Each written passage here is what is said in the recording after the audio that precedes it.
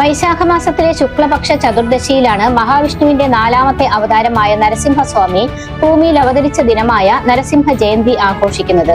2026 April 30 വ്യാഴാഴ്ചയാണ് നരസിംഹ ജയന്തി ആചരിക്കുന്നത്. ഹിരണ്യകശിപുവിന്റെ മകനായി അസുരകുലത്തിൽ ജനിച്ച പ്രഹ്ലാദന് മഹാവിഷ്ണുവിനോടുള്ള ഭക്തി അചഞ്ചലമായിരുന്നു. പ്രഹ്ലാദന്റെ മാതാവായ കയാധു പ്രഹ്ലാദനെ ഗർഭം ധരിച്ചിരുന്ന സമയത്തിൽ നാരദമുനി മഹാവിഷ്ണുവിന്റെ മഹത്വങ്ങളെക്കുറിച്ചും ഭഗവാനോടുള്ള ഭക്തിയെക്കുറിച്ചുമൊക്കെ കയാധുവിന് ഉപദേശങ്ങൾ നൽകുമായിരുന്നു. ഗർഭസ്ഥ ശിശുവായിരിക്കുമ്പോൾ തന്നെ നാരദമുനിയുടെ ഉപദേശങ്ങൾ ശ്രവിച്ച പ്രഹ്ലാദൻ മഹാവിഷ്ണുവിന്റെ തീവ്ര ഭക്തനായി മാറി.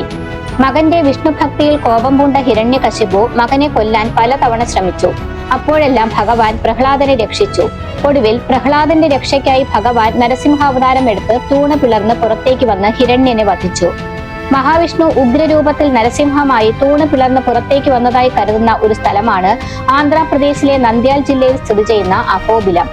പൂർവഘട്ട മലനിരകളിൽ ഉൾപ്പെടുന്ന നല്ലമല വനപ്രദേശത്താണ് അഹോബിലം സ്ഥിതി ചെയ്യുന്നത്. ഇവിടെ ലോവർ അഹോബിലത്തിലും അപ്പർ അഹോബിലത്തിലുമായി നരസിംഹമൂർത്തി 9 ഭാവങ്ങളിൽ ദർശനം നൽകുന്ന നവനരസിംഹ ക്ഷേത്രങ്ങൾ സന്ദർശിക്കാം.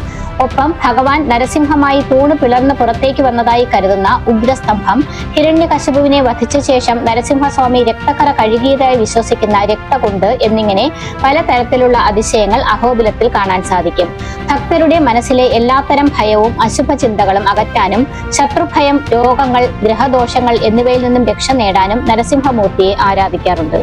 വനത്തിന് സമീപവും വനത്തിനുള്ളിലുമായി സ്ഥിതി ചെയ്യുന്ന നവനരസിംഹ ക്ഷേത്രങ്ങളിലേക്കുള്ള യാത്ര തികച്ചും പ്രകൃതിയോടിണങ്ങി നിൽക്കുന്നതിനാൽ അഹോബില യാത്ര മറ്റ് ക്ഷേത്ര ദർശനങ്ങളിൽ നിന്നും തികച്ചും വ്യത്യസ്തമായ ഒരു അനുഭവമായിരിക്കും ഭക്തർക്ക് സമ്മാനിക്കുക എന്നതിൽ സംശയമില്ല.